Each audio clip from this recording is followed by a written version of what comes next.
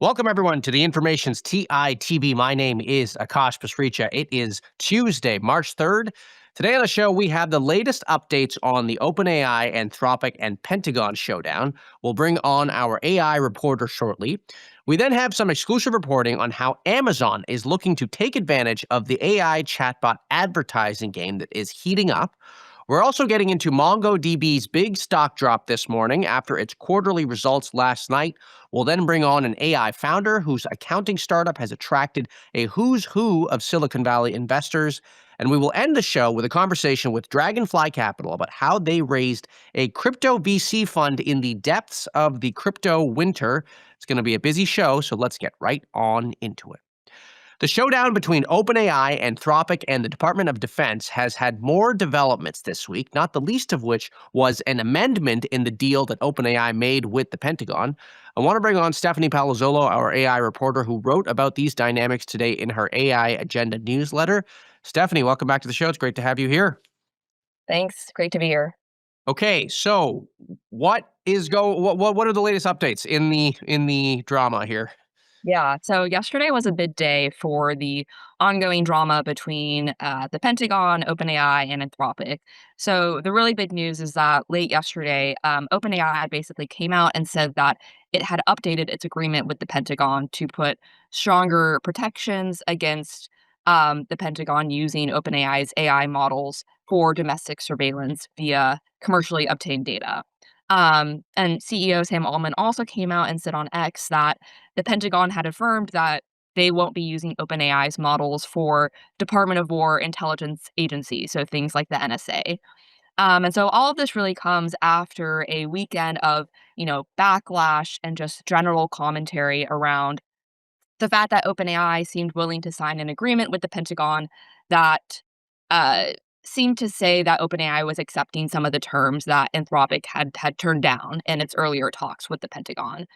So we saw a lot of current and former OpenAI employees coming out on social media, sharing their thoughts about what's going on and some of their concerns about this agreement that OpenAI had signed with the government. And then we also saw strong reactions from consumers. So there were reports over the weekend that there was a big spike in people basically uninstalling the ChatGPT app from their phones, and also a very big spike in people switching over to the Claude chatbot and app from Anthropic, which I think as of yesterday was number one on the App Store.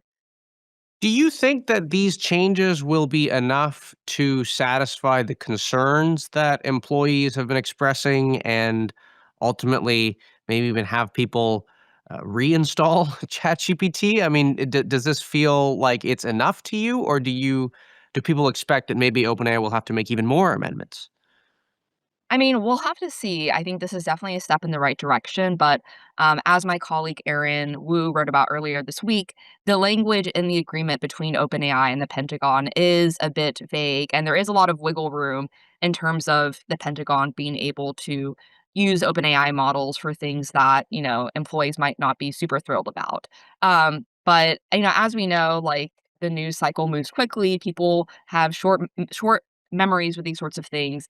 But as I've written about, OpenAI cares a lot about continuing the growth of ChatGPT, and they have had a bit of a slowdown since last fall. So I think they're definitely paying attention to ChatGPT usage numbers and will be pretty quick to respond to any dips in usage or people leaving the app in favor of other ones like Claude. Now, you wrote a really interesting newsletter today in AI Agenda, your daily column that comes out, and you wrote about the key characters that are at the center of these negotiations. And look, we know the names that we've heard a lot about: Sam Altman, Dario, and Pete Hegseth on the government side. So let's put those names aside. Tell me a little bit about some of the other characters here that we should be paying attention to. And the person I want to start with is Emil Michael. Tell us about him. Yeah, so while there's been a lot of focus on, tweets from the Secretary of War, Emil is really the one that's kind of the boots on the ground. He's the one that's in the room, really uh, kind of working out the details of these different agreements. So he's the Undersecretary of War for Research and Engineering, and is again the person in the room that's really working out these deals with the Pentagon and OpenAI and Anthropic.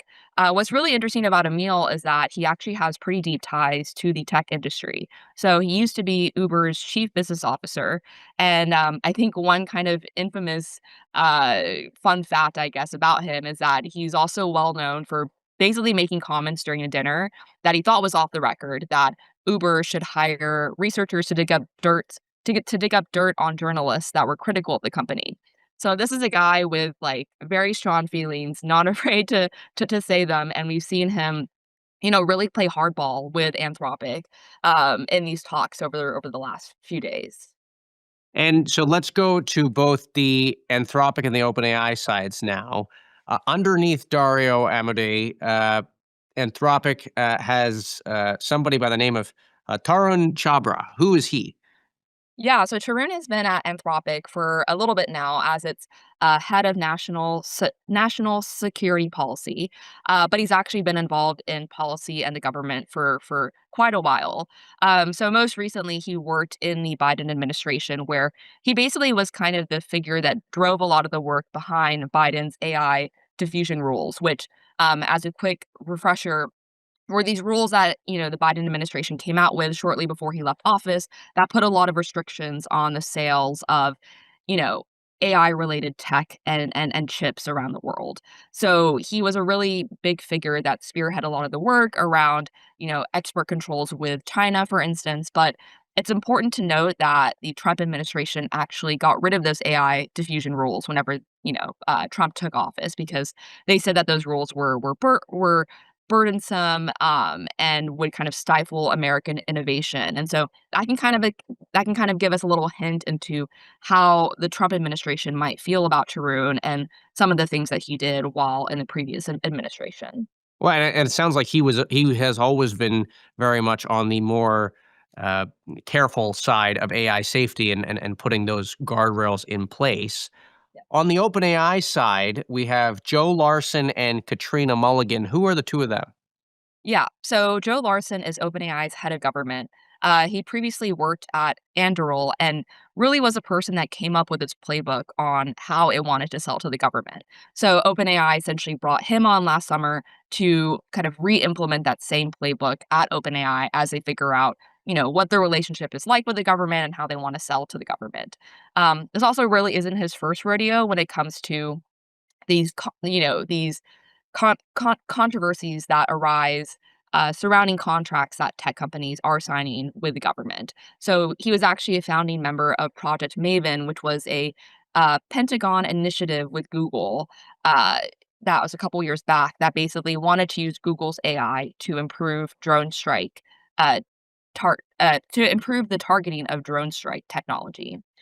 So then in 2018, there was actually a huge backlash from Google employees about Google's contract with the Pentagon here. And eventually, Google actually ended up canceling that contract in response to, a lot of the protests and concerns of employees. So that's Joe. With Katrina, she's actually been at OpenAI for more than 2 years, which kind of makes her like a relative vet at the company, just because it's kind of policy and government hires have tended to be more recent. And so she was actually previously the chief of staff to the Army secretary in the Biden administration. And, fun fact about her is that she actually led the Obama administration's media and public policy response to the Edward Snowden whistleblower disclosures, including about the NSA's surveillance of Americans. So she's someone that has a lot of experience with these sorts of matters of national security, and she's also a vet with these sorts of issues as well. So it is kind of interesting to me. We talk a lot about the talent war with researchers and with engineers and with technical talent. And here, I mean, look, we don't know how much they're getting paid. We don't know how it compares to the researchers and if they are nine-figure dollar compensation packages. But I imagine that these former government officials, people who have experience navigating all different layers of government, I imagine there is a very much a tug of war to get the best talent as these contracts become more important. Yeah. So And it is. Yeah, it's also not even only the best talent, but it's also the people that will appeal the most to the current administration. So you can imagine that, hiring a ton of like, you know, government folks that are connected to the Democrat Party or to the Biden administration might not bode super well with the current Trump administration, even if they're, very well respected people. So it's a very yes, I think it's definitely comparable to the AI talent war in some ways. Although I think Well, that and that's actually what I found kind of interesting because it sounds like on both the OpenAI and on the Anthropic side, the top negotiators are actually people who were in the Biden and the Obama administration on both sides. I'm just looking. I'm like, I guess is Joe Larson maybe the exception there, or was he also in the Biden administration? yeah, so I think that's a really good point. I think we've written about how both OpenAI and Anthropic have hired a lot of folks from the Biden administration and have only kind of in recent months really started to ramp up hiring for more, conservative or, folks associated with the Trump administration. But there's also kind of more going on here, I think, beyond just these individual figures that are like in the war room, so to say. Some people are speculating, for instance, that uh, it might have helped that, Sam has, been seen at a lot of these kind of, like, White House dinners with Trump. Obviously, co-founder, President Greg Brockman and his wife donated $25 million to a Trump super PAC. I think, we're careful not to kind of say that there is a direct connection here, but these are just things that people are thinking about whenever they're trying to understand why is it that the government seems more willing to work with a company like OpenAI than Anthropic. Great. Well, Stephanie, I want to thank you for coming on. That is Stephanie Palazzolo, our AI reporter here at The Information. Amazon is considering selling software to chatbot companies that would help them install ads into their own chatbots. That is according to a new exclusive story published by my colleague Catherine Perloff. It is the latest way in which the different stakeholders in the advertising economy are gearing up for the wave of ads that are inevitably on their way for AI chatbots of all kinds. I want to bring on Catherine to tell us more about what she has learned. Catherine, welcome back to the show. It's great to have you here. Hey, Akash. Okay, so just to remind people, we know we have Amazon. Okay, Amazon sells ads on their platform on the marketplace. We've probably seen them. Amazon also sells software and tools for advertisers to use to place their ads in other advertising websites like Pinterest, for example. And so, what you have found today and what I want to unpack is that they are looking at some kind of a suite of tools, perhaps, that will help advertisers put ads in chatbot companies, which is kind of a new layer to all this. Help us unpack what it is that you found, why Amazon is even doing this. Yes, no, it can get a little confusing. So yeah, Amazon, part of Amazon's ad business is helping other websites with their ad businesses. So providing the technology for other websites to sell ads, and this helps Amazon offer more different places to its advertisers to put their ads. And yeah, they are exploring offering chatbots as a new surface for advertising. Um, they already do have ads on Rufus, or I think have been testing those, but this would be helping chatbots on other websites. For example, one company they've thought about for this experiment is Pinterest. Um, helping these other websites power ads on their chatbots. So helping creating the technology that would put ads in other companies' chatbots. That could be, as we've said, Pinterest. Companies like Yahoo and Time have also released chatbots. There are a bunch of new consumer AI startups that might want to offset the high cost of developing AI with advertising. So that's sort of the market we're looking at, but it is pretty new. Um, And let's get into the core reasons here for Amazon doing this. I mean, I always think about if whether or not these plays are offensive or defensive in terms of have we seen any investor concern about Amazon's owed ad revenue falling, or maybe their ad tech products falling out of favor with the search businesses? I mean, why do you think they're doing this? I think it's pretty offensive. Amazon has in the past, especially year or so, though maybe a little longer, kind of become more of a force in advertising technology. You see that against the backdrop of Google facing a lot of antitrust scrutiny for their advertising technology business. Um, and Amazon, I wrote about this a bit last year, but they only have so many places to show ads on their own website. And if they can offer their advertisers more places to advertise, especially in a growing segment of the market like chatbots, that's great. And, the kind of chatbot advertising market is very new. So I think being an early player here bodes well for them and kind of adds a bit of a feather in their cap to this idea that they are a new ad tech powerhouse that will compete with Google and a host of other smaller firms. I will say that Google actually last year, Bloomberg reported, was also kind of experimenting with helping third party apps with chatbot advertising, but it's all pretty new. So. And so Google, Amazon, are any other big players that are doing this that we should be aware of? I don't think any on that scale. There are some startups. I know last week, Koa came on the show to talk Yeah. about a fundraising round, and they would be another company competing in this space, providing the sort of the technical layer for powering ads and chatbots. But yeah, I mean, I do think this is all pretty advantageous for Amazon. Advertising is actually their fastest growing business last year on an annual revenue basis, so they're trying to sort of stay in the money. Now, you mentioned Koa, and one of the questions that I've been thinking about is to what extent the old ad tech giants will end up prevailing in this new advertising economy with chatbots, or if there actually is room for these startups and lesser known companies to really become the dominant player. I wonder, advertisers that you talk to, I mean, they're probably all used to dealing with these giant tech companies. Do they kind of feel like they're going to sort of go back to whoever they trust with these types of products? I think it's really a question of, like, technical innovation. So, like, if we find that chatbots require new ad formats and new targeting, and other startups are faster at developing these techniques, I think advertisers will go there. We, like, kinda look at the history, like, first there was web advertising, then there was mobile. A whole new wave of ad tech companies, including AppLovin, maybe being the best well-known, kind of came up because they were able to offer new technology, that was novel for how to advertise in this new format.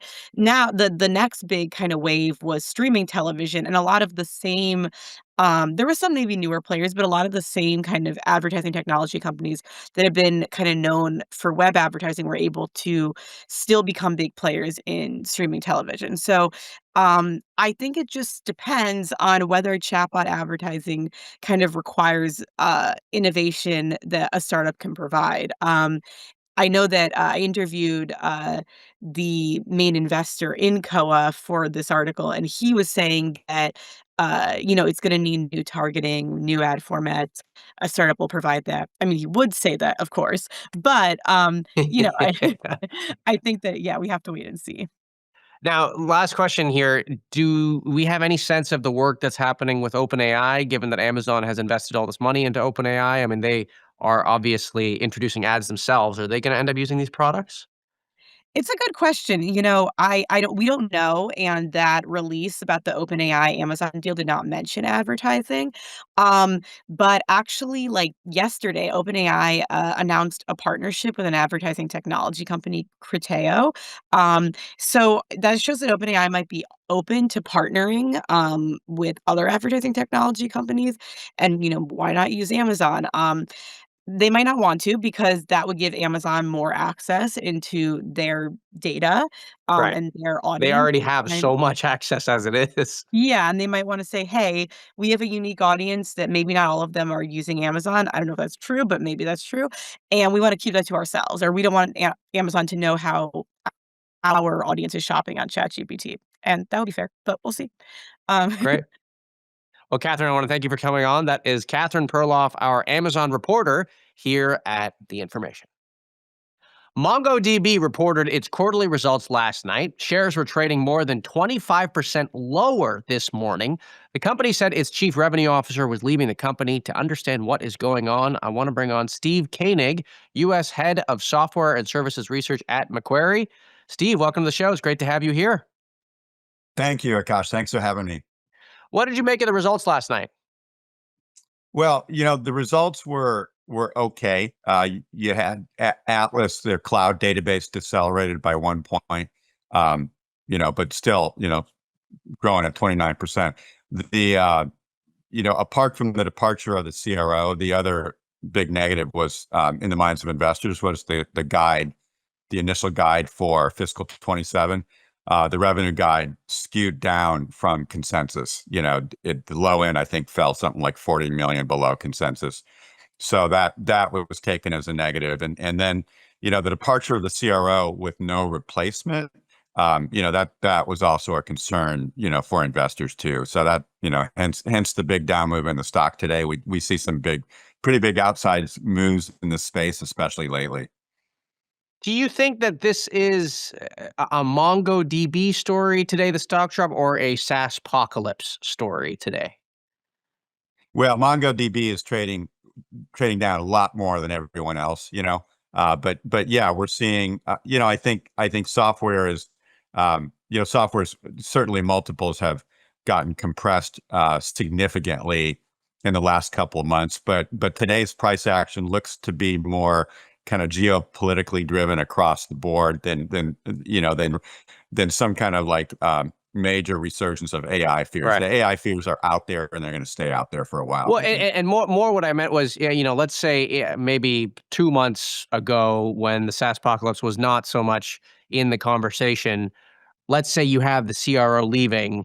I mean, do you think the stock drops 27%, or do you think that is very much amplified today by the SaaS apocalypse fears? Yeah. Well, I think it's both. I think that's fair. But I think you've got a big part of the price action here is it's unsystematic risk. It's negative alpha associated with the events going on at Mongo, the guide and the CRO leaving. So I think it's both, but mostly it's company specific stuff going on here. And do we have any rationale or reason as to why the CRO might be leaving? I mean, I was looking at the results, and I mean, the company did seem to be accelerating a bit this year. Then the guide is kind of what's dipping it lower. It's a bit of a boomerang. What do we know about why they might be leaving? Yeah. We don't have the inside scoop. I'm not sure. And I'm not sure the info is out there in the public markets. If I had to guess, I'd say, the new CEO, CJ Desai, he's an operator, and he gets out in the field, he talks to customers, and he sets the tone on, what happens in the sales organization, no matter who the head of sales is. And so, my sense is there's probably some degree of, if not outright friction, just, lack of alignment between those sales leaders. The head of field ops also left. So lack of alignment between the CEO and the sales leaders, and whether they got pushed out or whether they decided to leave, it's unclear. But I'd probably most likely chalk it up to kind of alignment, with the CEO. Yeah. Now you talked about CJ being out in the field, and we had him on our show a couple months ago, and he said he was spending a lot of time talking to customers. And one of the points that he made on the call last night was, in those conversations with customers, something that has come up is that these agentic workloads, or basically the agentic products that everyone is waiting for enterprises to adopt, he said it's really not happening in the ways that investors might hope. And I was struck by the comments, because it was some of the most candid comments that we've heard from CEOs talking about this. Right. And I wonder what you made of that. I mean, look, I'm not going to say that the stock drop was because of those comments, but MongoDB, this is an infrastructure company that I would have thought would have at least had a little bit of a tailwind from people adopting AI. Yeah. Well, Akash, I think, you hit the nail on the head there. You're spot on. And I was struck by the same comment as well. And I think the surprising thing to me about the comment isn't the content of the comment. It's the forthrightness of that commentary, which echoes a lot of our checks in the field. Certainly indicate that, over the course of the last 12 months, adoption of agentic has been slower than what people initially thought maybe a year ago.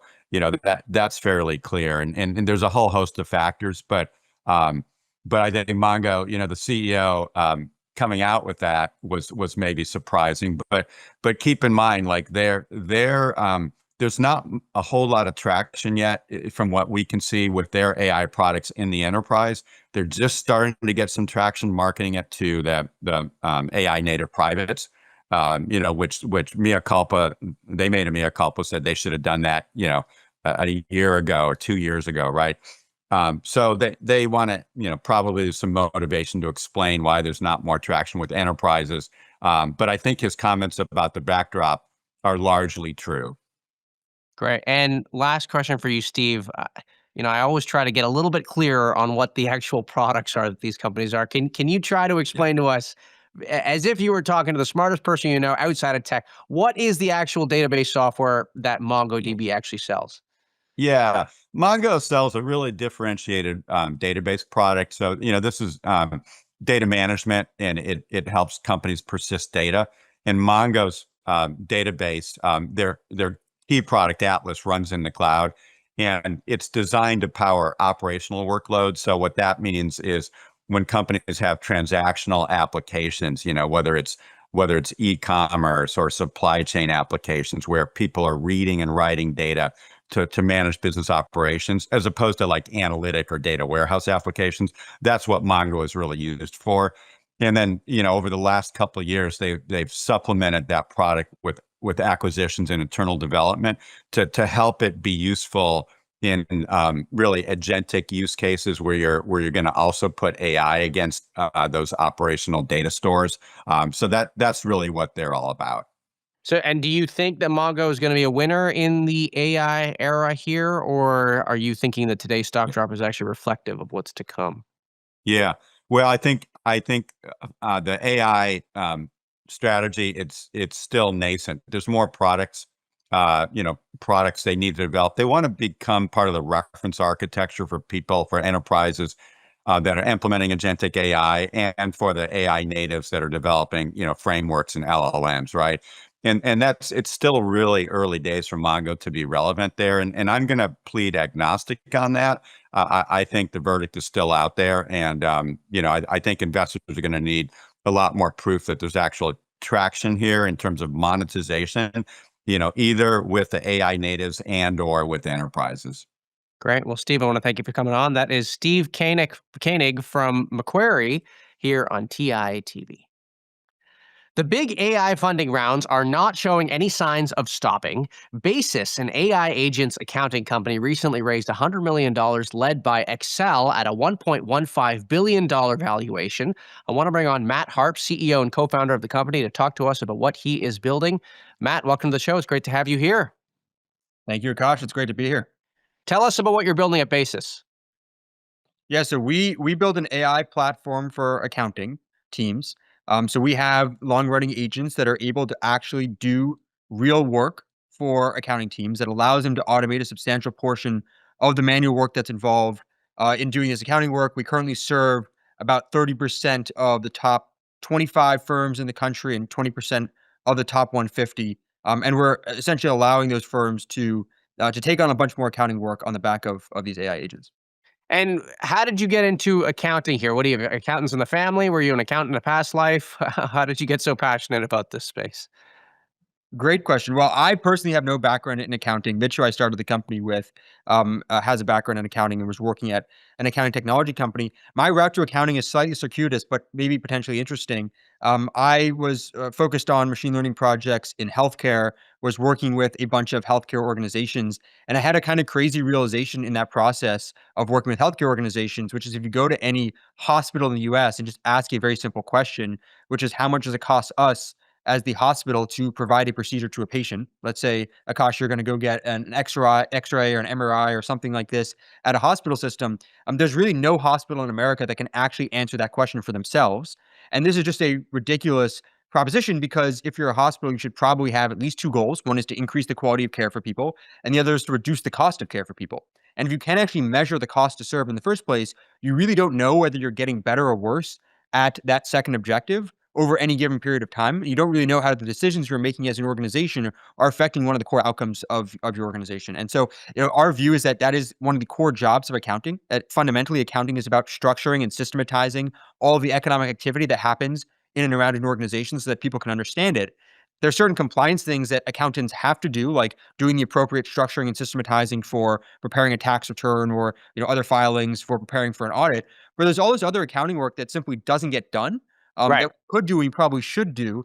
And so Right. this kind of realization got me quite interested in the importance of accounting in the functioning of our market economy and led us to start thinking about what we could build. And then as we started thinking about, okay, how can we leverage the emergent abilities of these large models to sort of change the way that we work, it became very clear that there was a significant opportunity to do this in accounting. And then we started building, and we're fortunate to find a lot of excitement among the initial set of firms that we started working with. Okay, so that's a great story. Now, it leads me to my next question, which is that how did you get all of these investors participating in your round? Because I'm just going to read some of the names here, and it's not a small list. I mean, Excel led the round, but then, I mean, you have Coastal Ventures on board. Then you've got Lloyd Blankfein, Nat Friedman, Daniel Ghost, Aaron Levy, Jack Altman, Kyle Vogt, Adam D'Angelo. I mean, how do you get all these people on board, man? Well, we appreciate the question, and we're very fortunate to have a great group of folks around the table. I think one of the things that we think is really important is as you're trying to build a company, there's so many important questions that come up. Oftentimes, we like to try to think about them from first principles, but there's so much scar tissue that other people have that they have, experiences that they had that are useful to us as we think through these decisions. So having folks around the table that we can loop in and who have some context on the company when we come across these various items is super helpful. And we Right, found but how? I mean, how did you get such an all-star roster? I mean, what did you learn about fundraising? It's a big valuation. It's a lot of money. I mean, what surprised you about the funding process? What did you learn through it? I mean, there are people watching the show that are going to be doing fundraising themselves too. How do you get these executives on board? I think I've come to realize over time that the most important thing about fundraising is just to build a great business, to have a clear vision of where you want to go, to state that vision very clearly, and then to execute against that vision. At each sort of stage of the company, we put together a memo where we just write out, this is what we're going to do as a company. And then when we get to the next stage, we look back and say, did we accomplish those things? And what are we going to do going forward? And I think being extremely clear about what you're trying to do and then delivering against those results is a clear recipe for success. I think if you do those things, a lot of the other aspects in terms from a fundraising perspective take care of themselves. People want to be involved in the company because they think there's something interesting going on. And so you're able to bring a great group together. So really it's as simple as that. And we've just been fortunate that a lot of folks who have great experiences in various areas have participated in the company and been great advocates for us. So you're building agents, and outside of talent, what's the biggest cost for you right now? I imagine compute is pretty significant. Absolutely. For us, they're clear two. Number one is talent. Number two. Yeah. So how do you manage compute costs? I mean, I know you're early, and margins are still something that you probably may want to worry about second after you develop the product. But I mean, what's the advice that all these advisors are giving you about how to manage those compute costs, which they're kind of slow to come down? Yeah, I think there are two things to think about. The first is how do you manage compute costs today, and what's the impact of that on margins going forward? I actually think there are two totally different questions. Our view, at least internally, is that the cost per unit of intelligence has dropped precipitously over the last couple years, and we expect that to continue. I think if you believe that, trying to calculate the margin profile today is useful as a point of reference, but it doesn't actually tell you that much about the margin profile going forward. The other factor, of course, is that as the abilities of these models continue to improve, the types of things that you can do continue to expand, that you can provide more value to your customers, you can take on more complex workflows. And so you're constantly doing more things as the margin profile changes. So I think it's very difficult to forecast those things. We're quite confident that if you just drive significant value, if you're able to essentially end-to-end complete a lot of these workflows, that the margin profile makes a lot of sense. And so then today, the question in terms of managing compute costs is making sure that you have good visibility into what the agents are doing, how much inference they're using for various tasks, and to make sure that you're not that you're sort of operating in the best possible way. And so we just have a system that essentially monitors that with a fair amount of granularity across all the various things that the AI is able to do. we keep an eye on that and make sure that it's in check with sort of the expectations that we have. And if it's not, then we take a look, and there are usually ways to optimize it if it's not. So that's our approach to it. I Right. do think that the question of monitoring today and thinking about long-term margins are actually largely independent, at least in terms of how we look at it.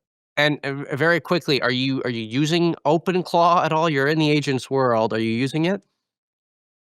We certainly don't use it for any of the work that we do in terms of building agents for customers. Yeah. I think there are lessons from But OpenClaw about how to- but personally, I mean, could you see a roadmap at all? You know, in which your personal use of it maybe could start to come into play with the program? That's a great question. I think there are lessons from OpenClaw about giving agents autonomy, using as much intelligence as possible that probably are pervasive elsewhere and that you can learn from.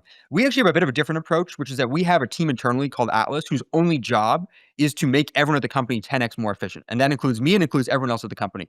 A large part of what they do is they figure out what's the internal infrastructure we need to build as a company so that we can essentially let agents loose to complete all sorts of various workflows in the most secure way possible. And of course, OpenClaw, I think, has all sorts of security challenges. It has all sorts of challenges in terms of collaborating across companies. And so a lot of the internal infrastructure that we build essentially allows us to put similar, very capable long-running agents to go work on various tasks, but in a very safe and contained way. And so I think you might call that a version of OpenClaw in some sense. It's giving it wide-ranging access to various things and sort of empowering it to take on large tasks, but doing it with core company infrastructure. And so that's part of what we've been building for almost a year at this point internally, which gets you, I think, a lot of the benefits that people have started to realize with OpenClaw. Great. Well, Matt, I want to thank you for coming on. That is Matt Harp, the CEO and co-founder of Basis here on TITV. Crypto venture capital company Dragonfly Capital last week raised $650 million in its latest venture capital fund. It is not every day that we hear nowadays crypto venture firms raising new money, especially amidst this latest crypto winter. Bitcoin is down nearly 40% over the past 6 months. I want to bring on Tom Schmidt, a partner at Dragonfly Capital, to talk a little bit about what he is investing in this moment. Tom, welcome back to the show. It's great to have you here. Thanks for having me. Okay, can you talk about how difficult it was to raise this fund? Because, I mean, let's just stack the odds here, okay, for a second. And I think you know where this is going, but we've got crypto bear market, we've got VC fundraising bear market, we've got, I don't know, crypto VC fund bear market. Yes. like We like to how play did on you do hard it? mode. We're going for How the did you prestige do run it? here. I think this is like a little bit of a misconception or misnomer in that yes, obviously VC fundraising has been going down, crypto fundraising has been going down, but in practice it's really just consolidating into the best performing funds that are winning. I mean, both across crypto venture and more traditional venture. To your point, LPs are very pro-cyclical, and when you're looking at the public market, when you're looking at something like Bitcoin, sentiment tends to kind of track that. But when we look at crypto, I think really like the aperture of what we invest into with our Fund 3 and increasingly our Fund 4 is broad. I think people are maybe over-indexing on this kind of NFT creator economy story that was in vogue a couple of years ago. But in practice, when you look at the up and coming new crypto companies, it's stuff like Polymarket, which is running on stablecoins, is running on Rails, or it's stuff like Rain, which is a new company we just backed that allows you to spend stablecoins with a debit card instead of having to off ramp through traditional banking infrastructure. And so, if you look at overall investments, I mean, YC just put out a bunch of RFSs for stablecoin based startups. It's more about, hey, crypto being this sort of underlying financial plumbing, this new sort of substrate that you're all building all these more interesting businesses on top of versus like crypto just existing for the sake of existing. I want to get to the startups in a second here, but with the fund itself and the fundraising, was it mostly returning investors? Did you get new investors? Pretty much every existing LP re-upped, and we got a couple new LPs as well. We're pretty institutional these days, and I think people who have a long-term time horizon, if anything, see this as a great opportunity to be deploying in the space. I think crypto has died, 4 or 5 times at this point. I think I've lost count, and it's kind of found a way to reinvent itself after every cycle, and it always looks a little bit different. And I think that's also why LPs like working with a fund manager who is spending day in day out looking at what's actually happening on the ground, finding new companies and trying to spot those new trends, which is, I think, what we've had a good track record of doing here. Now, you talked about prediction markets and stable coins as two areas that you're looking at with this new fund. Are there any intersections with AI? And I don't mean to bring everything back to AI because that's not what we try to do here. But I have been hearing that these agentic protocols that are coming up, I mean, one possible way to navigate the payments issue here is with blockchain. And look, I don't know if it's the same group of people that were working in crypto that have now come to AI that are saying this, or if there's actually potential here. But have you seen startups that are working on this? Is there a real intersection? Yeah, I think in many ways they're very complementary technologies. I think if you look back at the intersection, we haven't really done any investments. They've been things that have been focused on decentralized compute, decentralized inference, decentralized training. I think for a variety of reasons, those don't really make sense. You have this sort of inherent cost to decentralized compute that just adds to the already enormous cost of training a new model or running inference on an existing model. But kind of the interesting things that we're seeing now, or to your point, more around agentic payments, where, hey, if you want, I think Stripe recently put out a post saying that they, imagine a future payment system that's require 1 billion transactions per second, when you have all these, agents making micropayments, buying a fraction of an API or doing cross-border payments. It makes sense they would maybe want something that is global and programmable and 24/7. You're seeing things like Hyperliquid and Lighter, which are two perp dexes, really leading the market. I mean, even this weekend with the news in Iran, people are trading commodities pre-open on these decentralized futures platforms, and so you can get a sense of what the market sentiment is going to be before the futures open on Sunday. And I think, interestingly, there's also this just overlap of personnel between crypto and AI. People forget, Sam Altman was also a co-founder of WorldCoin, which is a decentralized humanity verification startup. And recently, I think there was a leak or a post. I think maybe the information picked it up actually, that they're looking at doing some collaboration with OpenAI to create a human-only social network. And so it seems like there is going to be increasing some this kind of overlap between the two. I think people are also just excited about like distributed compute. So for us, we're an investor in Exo, which is it's a company that allows you to basically shard inference across multiple different Apple Silicon devices on your network. So if you want to run an open source model that's kind of beefy, you don't have to go and buy like a really beefy GPU or like a H200 or something. You can just run this on not to meme too much, but a Mac Mini or a couple Mac Studios that are running on your network. And that allows you to really take advantage of edge compute. So I think the two will continue to collide. Naturally, in a world where there's insane abundance and insane just flooding of content and things coming out of AI, crypto is sort of this natural scarcity function, this natural sort of gating function. And we're looking for ways that these are going to continue to collide in Fund 4. On the talent piece, how much harder is it to get the smartest people to come work at these crypto startups now, given that now there's this other shiny thing that wasn't really in vogue 3-4 years ago? The talent wars are very real. And we do see, again, talent going back and forth between the two. I would say sort of mainstream crypto these days is actually competing more with traditional finance and financial services, and pulling people out of those. So when we see people leaving JP Morgan or American Express or Visa and going into crypto, that's really more where the industry is going. It's kind of building this new sort of financial substrate. And so, I mean, you're right that hey, talent is scarce, and I think people see those multi-million-dollar comp packages coming out of OpenAI, but Well, yeah, still and really good even for founders. payment, I mean, I'm just thinking about payments here. Somebody is working at JP Morgan, let's say, or a big bank. They have an option to go work at a crypto company, or they could go work in this thing, agentic commerce, agentic payments. Yeah. OpenAI is building. I don't know. I just feel I feel like it's hard. Yeah. I think the two are really, again, one of the same. If you look at what's leading the road or leading the way in agentic payments, it's people implementing X402, which is this new standard for doing payments over the internet. Stripe's adopting it. Coinbase is adopting it. And so if you think about, hey, where is the future of commerce going to go? It's probably going to want something programmable, something definite, something global, something you can custody. And already, I think we're seeing a lot of companies coming out of accelerators, coming out of seed, focused on this part of the market. So, who knows? Maybe the future is also you get one dude in a garage vibe coding some sort of thing. And I think that's maybe more likely than not. Right. Great. Well, Tom, congrats on the fund. I want to thank you for coming on. That is Tom Schmidt, a partner at Dragonfly Capital here on TITB. That does it for today's show. A reminder, we are on this stream Monday through Friday at 10 a.m. Pacific, 1 p.m. Eastern. I want to thank you all for tuning in. We really do appreciate your viewership. Make sure to subscribe to the information on YouTube and follow us on X, Instagram, and TikTok. Check us out wherever you get your podcasts. I'm already excited for our next show tomorrow. Have a great rest of your Tuesday. Bye-bye for now.